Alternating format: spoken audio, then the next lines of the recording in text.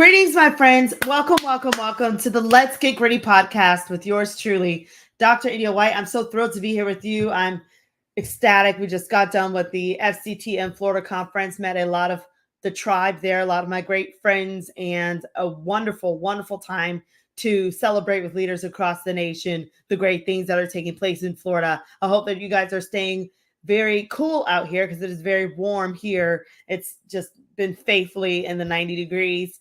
And we've got some wild weather. We've got some storms and heat waves. So stay cool out there. Stay safe. Thanks again for tuning in. Before we get started, I do want to make some announcements. First things first, the Let's Get Gritty podcast, it will be featured on Spotify and on all of the main social media outlets. Again, the Let's Get Gritty podcast, it will be featured on Spotify and all of your main social media platforms. In addition to that, if you're wanting to check out my social media and to connect with me to see these podcasts or whatnot, you can see Facebook is Miss India White, LinkedIn is The India White, Twitter is Indy Speak and Teach, Instagram is Indy238, YouTube is India White 123, and TikTok is Dr. India White. Also, check out my website, www.india-white.com, for books, blogs, and to schedule me for a speaking event, coaching event, or just to talk. Just you have some questions, you have some things going on in your school district, you need some direction, I'm here for you. Okay. Also, check out the new grassroots mini workshop called How to Harness Grit to help students thrive on the grassroots workshops website. I also wanted to remind you guys, I do have a couple of events coming up. I will be seeing you in July at the CAMPS conference. And I've got some things coming up in August as well. And I'll be seeing some of you guys across the nation. September, we're planning for NCSM. We're planning for NCTM as well. In October, there's a couple of events. ICTM in Iowa, OCTM in Ohio, ATMNE conference in October. And there's some other ones where I'll be seeing you guys everywhere. So yay. If your organization is not up there and you're wanting me to come alongside you and have a great time, send me an email. Let's make something happen. All right. I also wanted to just remind you guys with the new school year coming up, whatnot, don't be a stranger. Reach out to me. Let's get connected. And also, if you're wanting to be featured on this particular podcast, please send me your photo in a bio at india.white.123@gmail.com. Okay. So with that said, I am super honored to bring on our next guest onto the Let's Get Gritty podcast. This is someone who has been leading nationwide in his own right, very competent in what he does, a very gritty individual. And he is a part of my personal tribe, and it's an honor to have him on the show. So with that said, please welcome Sean Nank to the Let's Get Gritty podcast. How are you, Sean? Hi, I'm good. How are you? It's good to see you. I'm You doing too. great. Thank you so much. Again, it is an honor, a high honor to have you on this podcast. For those that don't know about you yet, can you tell us a little bit about yourself? Sure. I'm Sean. If you want to know about me, go to www.seannank.com. Other than that, it's what can I say? I'm on the board for the National Council of Supervisors of Mathematics, which isn't just supervisors. If you're a leader in any way, shape, or form in mathematics education, we're your people. So reach out to us, reach out to me so we can get you involved in the organization. I have too many jobs. I teach at a couple universities. I worked for Solution Tree. I've worked for everything from the U.S. Department of Education down to the San Diego County Office of Education and different entities in between. I'm also currently in the classroom as well. And I have, I'm thinking about the most professionally exciting news. I have 2 books coming out in the next 3 months as well. Oh my gosh, congratulations. What are your books on? You have been so gritty. What are your books going to be on? They're going to be on Amazon. They're going to be on the Brill website. No, so I'm kidding. So my co-editor and I, we pitched to Brill a couple of years ago an empathetic storytelling process, because everybody's about critical storytelling, but our pitch was We need empathy to build relationships to truly change the system. Wow. So the first one's called Empathetic Storytelling, Volume 1, Igniting Change in Education. And we opened up the book to anybody and everybody who has an educational story that's profound. And Wow. we have 4 different themes. Volume 1 is going to have racism, sexism, ableism, any of the isms, and bullying. And Volume 2 Oh, wow. tackles belonging and identity in caring and relationships. And it's So 30 total this is pretty contributors. powerful. Yeah. So say that again. I apologize. I didn't mean to interrupt you. Oh, I was going to say we have 30 total contributors, and I just was at NCTE, NCTM presenting with one of our chapter authors, where I shared a story about what happened during my first couple of days of teaching, and she shared her story about how she had been teaching for a while, and she decided finally to not chemically alter her hair. Oh, wow. And she went What in. was her ethnicity? She's a Black female, and she had always chemically altered it, straightened it, made it look more Eurocentric. And her story is just, this is the one I'm thinking of because we just presented on it, and she wrote the story, but she said I'm so proud of her. Her name's Carol Battle. She said the words out loud to an audience for the first time ever, like literally out loud for the first time in her life, Wow. about how she sat in her car and psyched herself up to go into the classroom. And the biggest aspect of the story, no spoiler alert, was the kids were a lot more cool than the adults. The adults didn't handle it nearly as well. Interesting. How did you become so gritty with this approach of getting your stories out here, empathetic storytelling, and just all of the different um, things that you're highlighting here? Like, what made you say, "Okay, I've got to do this"? Like, it's just time. Part of it was my personal story, but honestly, when we pitched the book to the publishing company, the pitch was basically, you don't want a straight white guy telling his story about grit and, in public educational systems, which is why we opened it up. So it was partly my story. I wrote a chapter in it, and the intro and conclusion. My daughter wrote a chapter in it about her journey with adult bullies as she had a disability going through the public educational system. So it's mostly, I don't know if I had to say it, I think the thing that inspired me the most was people's ability to lean into harsh times, lean into the words and sentiments with a fortitude of faith that everything's going to work out exactly as it's supposed to. That's what gives me the grit to be able to use my status as an ally to get other people's stories out there. That honestly, when we started getting the book reviewed, the responses were overwhelmingly wonderful, but there were things like, wow, this happened when? 1950s, 60s? No, this just happened in 2022. Oh, wow. In a public school in the United States of America. So it's those types of stories that make you really stop and think, wait, how much have we really changed in education? That's very interesting because we've had a lot of conversation of just keep the math, the math, like keep it mathy. Don't bring all these other nuances and side things, these sidebar conversations into the learning. So, I mean, for you to do this and to take a risk, I first want to commend you for that. And I think when it talks about grit and being gritty, what do you think your long-term goal is with sharing these empathetic stories? What would be a long-term goal for you? I think the long-term goal is we give protocols in the introduction and conclusion about how to use your story to elicit student stories. I think overarchingly, as succinctly as possible, it's to get people to forgive themselves of things that they shouldn't be forgiving themselves, so they can let it go, so they can concentrate on their true story, so that they can elicit student stories. Because I know there's a push for storytelling in classrooms and in math education in general, but honestly, I don't want to hear about a 400-year-old dead white guy. That has nothing to do with me. Tell that story in a way that elicits my story, so you can know my relationship with mathematics, And that's where true learning lies.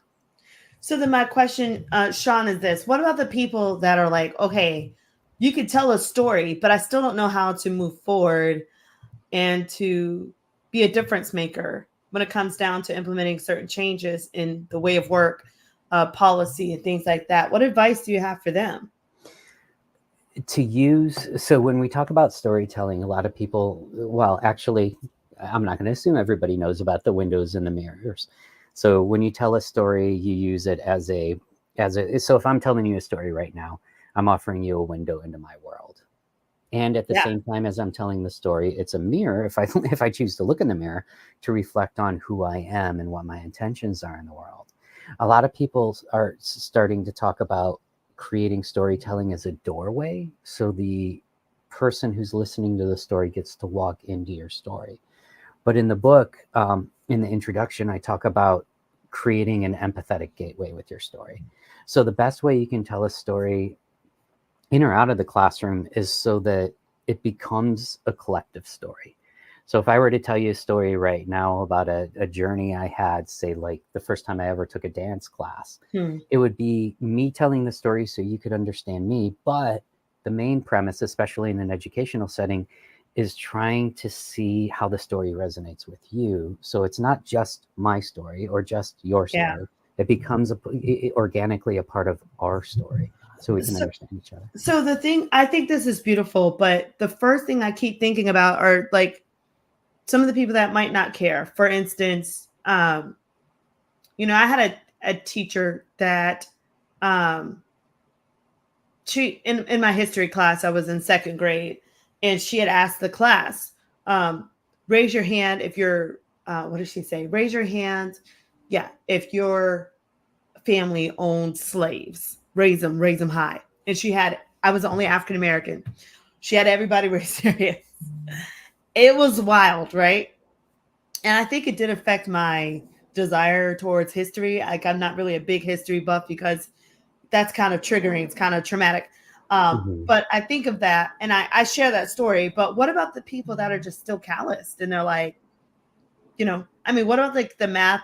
There might be educators that they're like, well, I mean, it's not really relevant to me or I don't really care. So how do we break down maybe the callousness that might be in the heart of some of our teachers that maybe they're dealing with particular students that are different from them, different BIPOC communities, different linguistic situations, Mhm. and they just don't really have the heart to care. Like, how do we move forward with that? How do we remain gritty and remain resilient to work through those nuances?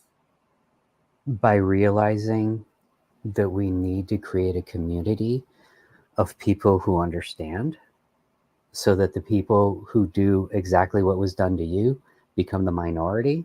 I mean, I've never met a teacher who every morning when they wake up, they say, man, I want to go into that classroom and I really want to mess these students up. I really want to do a bad job. That Yeah. said, I've met more than a couple of teachers. I'm thinking of some right now. They need to quit before the sun goes down today because they should not be in the classroom. The majority of teachers should, but there's some teachers. I'm thinking of some that I had. I'm thinking of some that sent my daughter in first grade coming home crying because they listed the guys at the top who were math people and the girls at the bottom who weren't.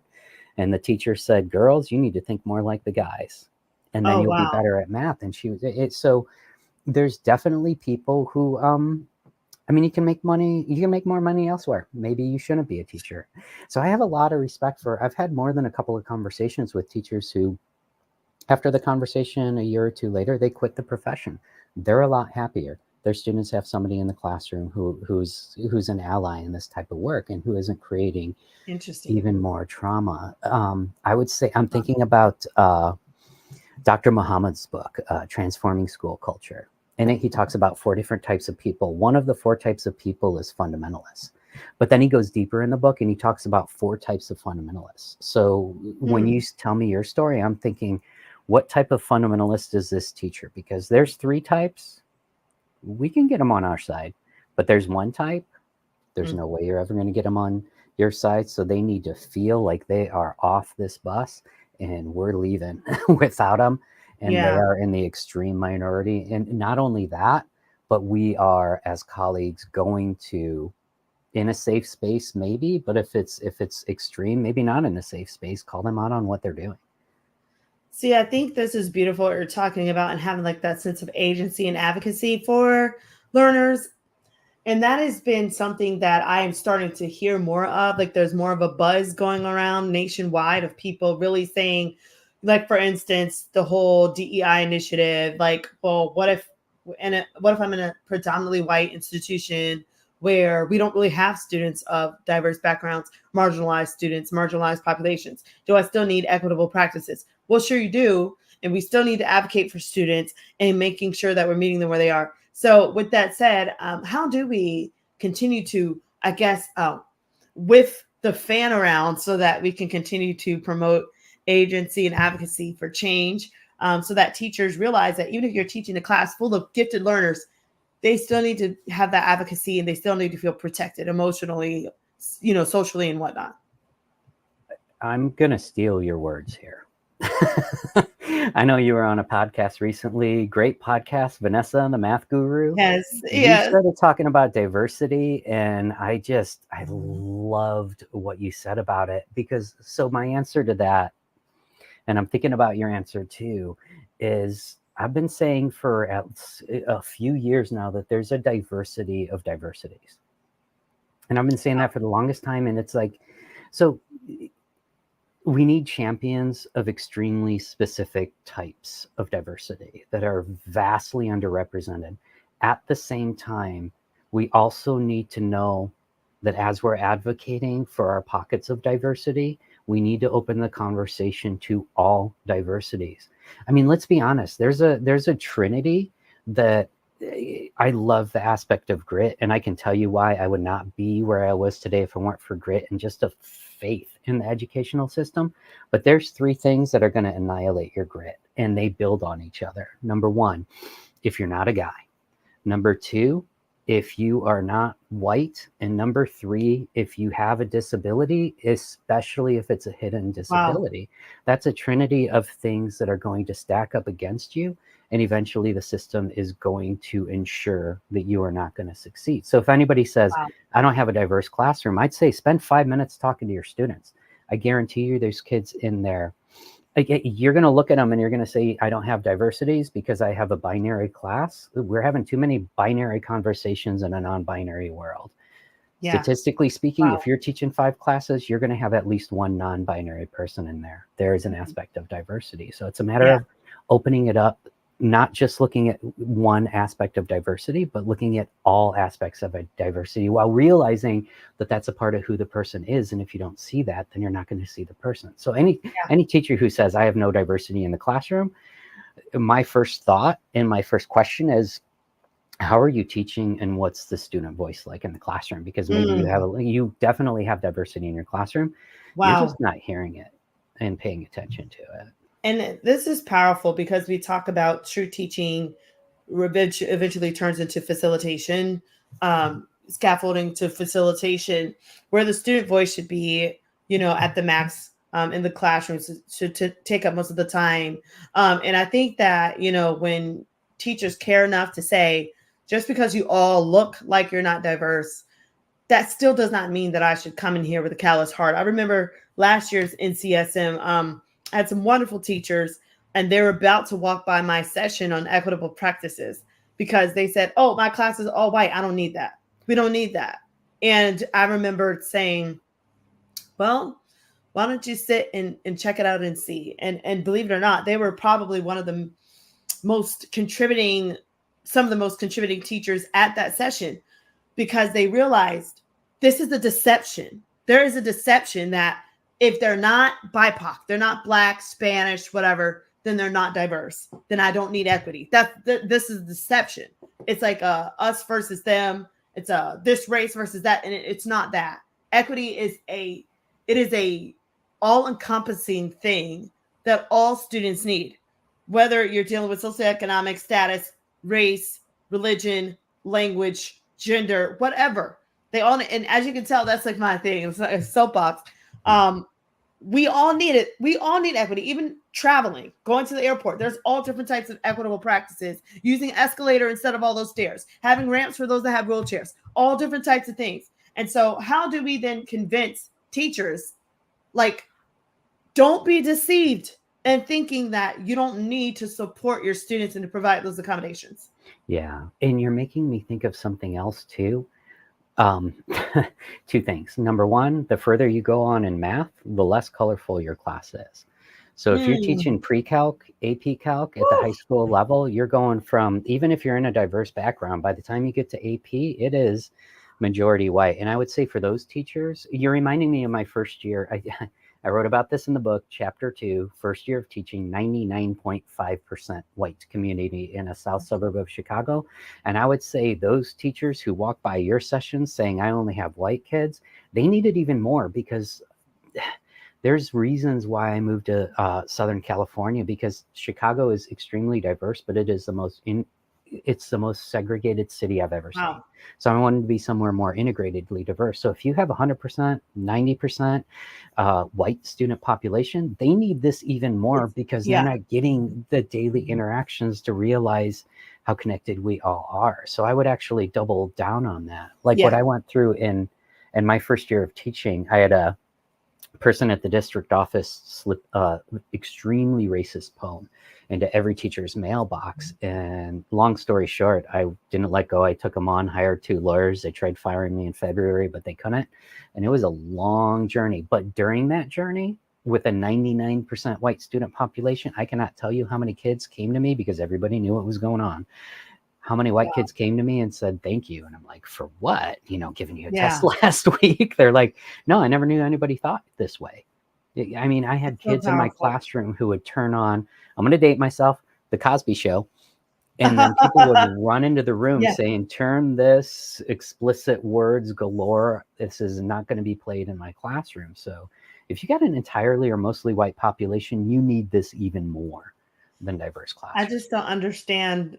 I don't understand the mental illness of racism. I don't. I don't understand it. I do. It is diagnosable as a mental illness. It is. Um, I don't understand what the fear is. The fear of loss, the fear of everyone being treated equal. I don't know what the fear is. I just don't get it. Um, and I don't know. Sometimes I don't know like how we can help those that really maybe they were raised, that way. But what if they want a way out? How can they use grit to say, I've been stuck in these ways?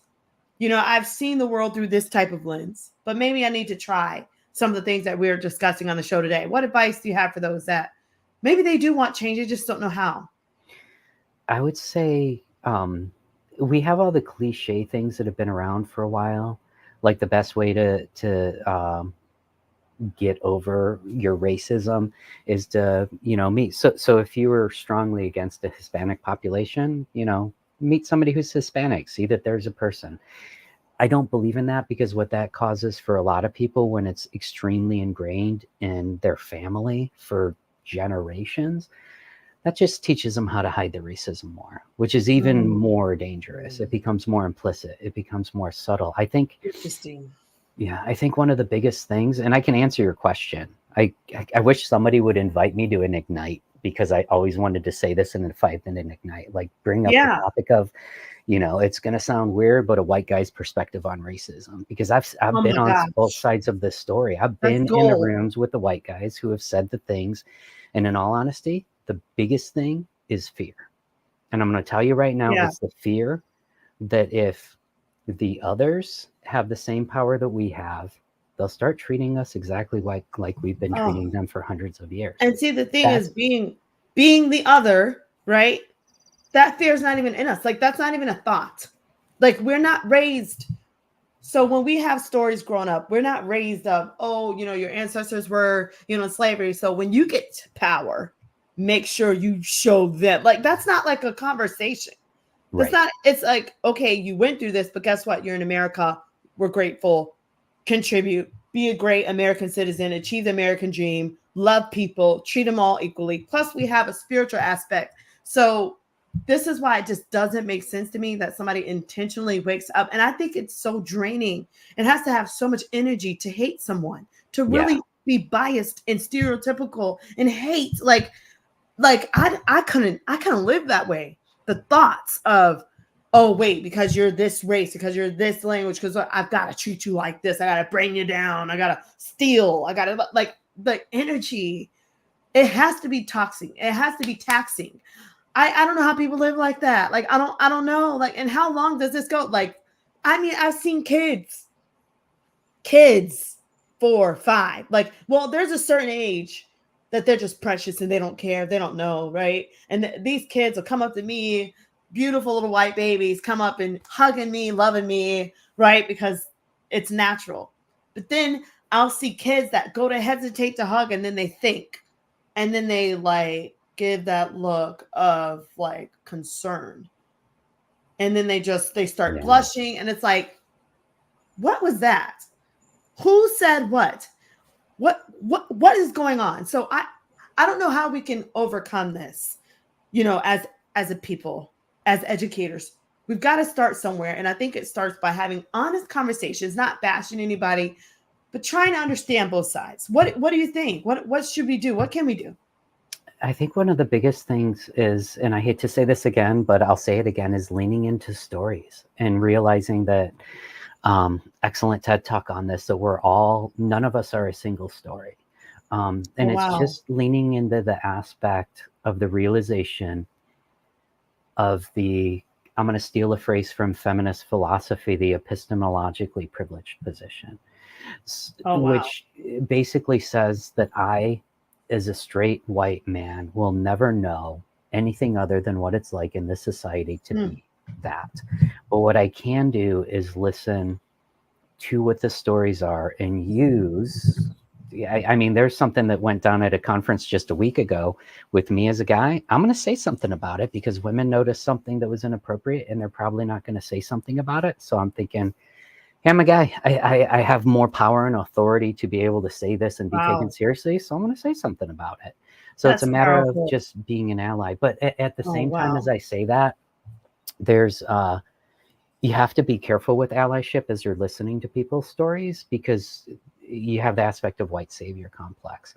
And you got to make sure that you're not slipping into that. And the two best ways that you can make sure that you're not doing that, number one, is lean into and listen to anybody who does not look like you. If you're white, if you're a male, listen to women, listen to BIPOC communities, and trust what they're saying because you'll never be able to have that experience. I was just talking to somebody about a week ago about the fact that in the United States of America, we still have sundown towns Yes, you do. and states. And Yes, they were you do. just, their mind was blown. How could this possibly Yeah, certain happen? places I won't step foot in. Yeah, Right, yeah. exactly. And this At is nine still going o'clock, on you to won't this day. find me on foot in certain states, certain places. Don't even invite me because, like, I need my life. Like, I like living. I Yeah, don't want to die. You're right, and it's tough. And yeah, being a part of the BIPOC community, we understand that. We know that this is the beautiful America, but we still have our qualms. And it's hurtful when you stop and think. Like, I mean, sometimes I stop and think of even the accomplishments, writing books, getting degrees, doing everything right. But yet still there are invisible ceilings. There are people that, don't appreciate you. There are people that are abusive, people that are dismissive, people that steal your ideals, steal your money, steal everything hmm, because of the way you look. And they feel like it's their right to not compensate you. It's their right to steal your ideas and say they said it, say they wrote it, and keep moving. It's they feel like like downing someone of a BIPOC community is normal. We have to unnormalize this. It's not normal to disrespect and abuse someone because their skin is a little darker, their language is not, standard English. We have to yep, understand that's abusive. And we shouldn't want to be aligned with that. We should not want to say, my name is such and such. I love stealing from BIPOC people. My name is such and such. I love abusing these type of people. I love setting these people up so that they get murdered or they lose their job or mhm, that they just have a horrible, tormented time in society because of me. Yeah, my face is on this. I love suspending those type of kids and putting them in jail. I love, like, is that what we really want to be about? How do we get out of the fear? yeah. There's two things that I'm thinking of as you're saying that. One of them is to realize who you are in this conversation. So, Mm. like, as you're saying this, I'm thinking to myself, I need to listen. For me, as a white guy, I need to listen more than I talk.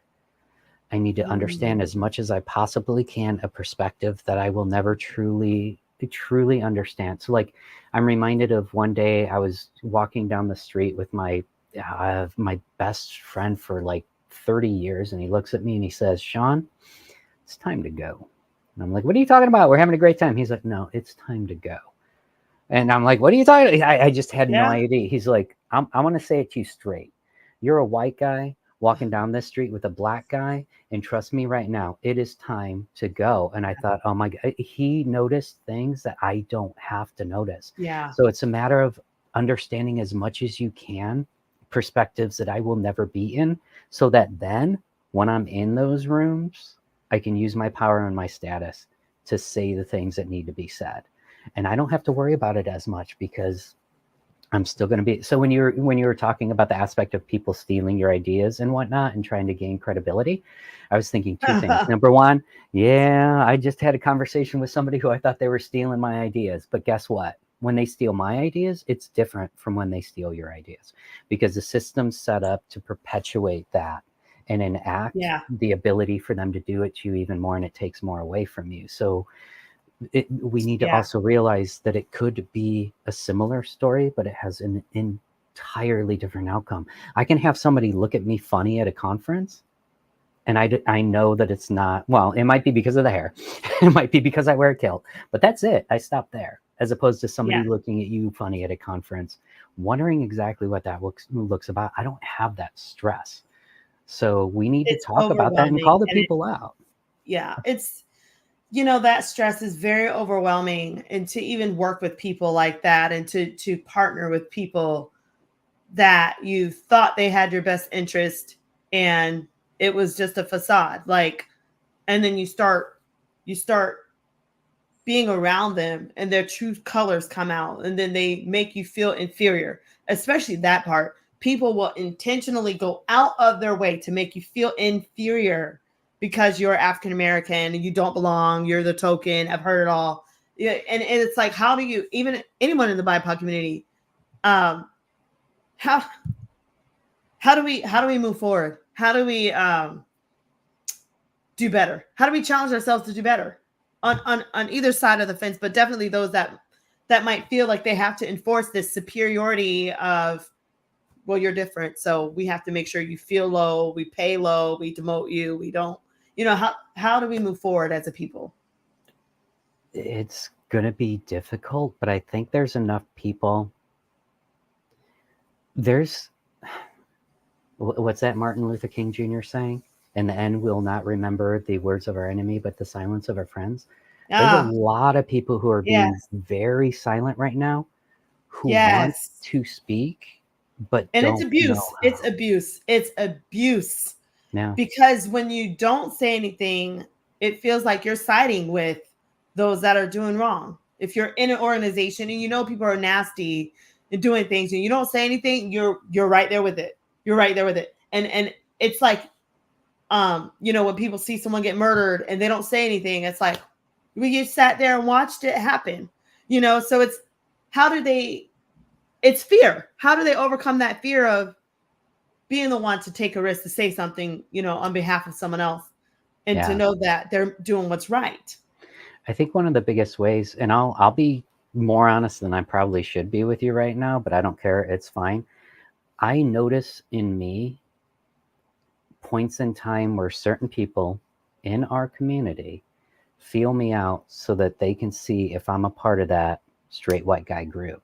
And there's some people who don't talk to me anymore because I've let them know when they feel me out that I'm not that person. And I've lost opportunities because of that. And I think part of it is a matter of people wanting to find their community and being a part Yeah. of their community, but how much of yourself do you have to sacrifice? I think there's enough of us who get it, who are willing to stand up and actually like start calling people out explicitly and saying exactly the way it needs to be. It's just a matter of we have this feeling that other people have power over us that are going to take away opportunities Yeah. from us if we say anything. So it's a Yeah. matter of, I wonder if you're in a, next time you're like anywhere with a room of 100 people, I wonder how many of the people, if something went down, like if a microaggression occurred, how many people would say something, how Hmm. many people would actually agree with the microaggression. Yeah. I would tend to think that the majority of people would sit in silence and think that it's not good, but just not know what to do or not want to do Hmm. anything. So I think it's partially a matter of empowering people to have the cultural proficiency skills to be able to Wow. do it. And it's also, I know I keep going back to it as being an ally, but I have a colleague who, when we have cohorts of people, as a female, she's come to me and said, look, I'm a female, I can't say this, but these are things that need to be said, can you say it instead? um, Wow. so it's a matter of understanding and being that ally, but it's also a matter of, like I said before, just listening and calling people out. And so whenever microaggressions happen, for me, especially in the classroom, a lot of people hesitate, and it could happen for us in the math ed community as well. Well, actually, it does happen all the time in the math ed community. It's just people have extreme power and they create microaggressions and other people don't call them on it. So it's a matter of like, yeah, you want to have the courageous conversation. Yeah, you want everybody to be comfortable in that. But if I had to choose, the aggressor is going to be the one who's uncomfortable. Yeah. They're the one who's going to want to like The leave the room bully. out of embarrassment, because the aggressed upon are always the people who have to say, it's okay, and I accept your apology. Oh, We need to start saying, no, I don't accept it. You were kind of an ass right there. And this I is like that. exactly the And I reason don't why. have to keep exposing myself. So I think it's wise that if you know somebody is abusive and bullying, to distance yourself, because it's so toxic and it's coming from them. Like, I can't stand it, but there are people out here that do find their way to abuse others. And sometimes they'll do this and they'll pin other minorities against other minorities as well. Yeah. So I don't like your group, but to say that I'm not racist, I'll, use this group instead. Or I don't like you, so I'll find somebody that, I can, people do that. And that's also a form of microaggression. And I think, shame on those that do that, and shame on those even in that find themselves in the BIPOC communities that side up with that kind of stuff and team up with that, because it's only contributing to more of the problem. And I think that people in BIPOC communities feel like there's like too much to lose, so they don't say anything, so they allow the abuse to continue. But I think we need to start exposing those, just in general, whether they're in the BIPOC community or removed from the BIPOC community, that find their ways to be aggressors and abusive and bullying and, taking opportunities, stealing from people, tarnishing people's reputation, gossiping, and things like that, because they have their own issues. And so, how, I don't know, what's some contributing advice that you have to this conversation regarding how we can, be proactive at, spotting that and then shutting it down when we're around it. I think one of the best ways, there's two things I'm thinking about as you say that. One of it is the subtleties. The thing that scares me the most is when I started teaching, people were outwardly like racist, sexist. Now the thing that scares me, and that's sometimes even more dangerous, is they've they've developed ways of doing it subtly to the point of where it messes with your mind more, to where like I'll Yeah. say something to you and then that night you'll be like, wait, what? No, Sean's not. Did he really mean? No, he didn't mean. Wait, maybe he. And then it's messing with your mind. It's like gaslighting to the Yeah. extreme. It's Um, horrible.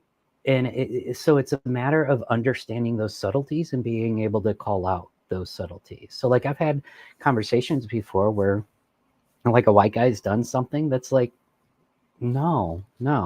And I think it's the responsibility to have that conversation and to just say, this is what you did, this is why it's wrong, and this is what you need to do to fix it. We need to have more of those. I think another aspect of it too is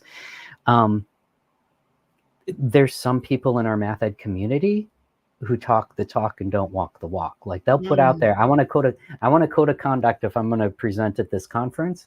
And guess what? I'm going to get all my white guys together and we're going to be exclusive. And I'm going to burst open this code of conduct and totally annihilate it So it's a matter of even the way to judge people the most is to see what they're doing when they think nobody's looking, when they're not on the stage. So what if Yeah. we took like anybody who's in our community and stopped giving them opportunities until they truly embraced what we're trying to go for, Yeah. which is true social justice and equity, equality, like really walking the walk.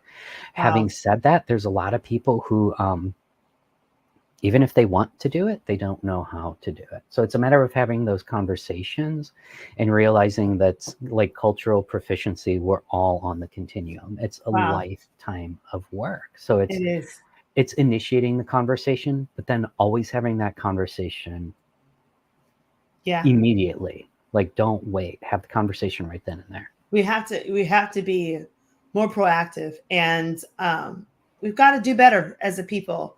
Shame on those that thrive off of abusing others and taking opportunities from others because of their own Right. issues. I think that's sad, and I think that having conversations like this is a great way for us to move forward and to just really sit on that, think about it, and say, where am I on the spectrum, and how can I be more forward in healing the healing process of those that have been hurt, and in protecting others, and if I can't, then maybe I need to seek counseling, read some content, figure out how to change my ways, because I think it would be tormenting to be that type of person. It really would. It would be tormenting, and then shame on those that are like, oh, but there's something in this for me whenever I see that person's being abused and that person's being, cast to the side and done wrong.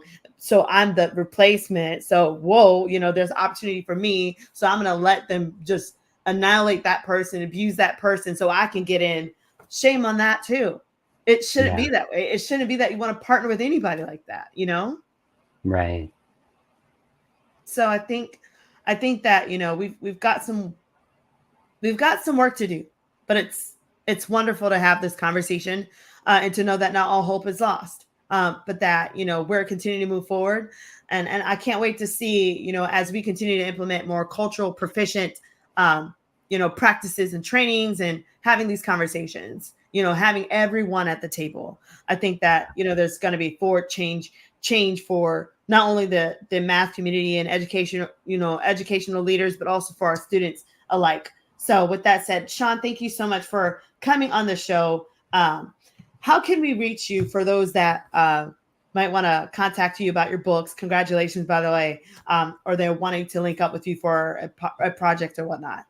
Yeah, well, there's a couple different ways. You can go to my website, www.seannank.com. Okay. You can email me. My personal email is mathcoachnank@gmail.com. There's a lot of other ways with the internet that you can get a hold of me, but please, like, if there's anything that resonates, reach out, because this is just the beginning of what I hope will be a lot of deep conversation, so we can truly affect change in the way that we've Wonderful. always intended.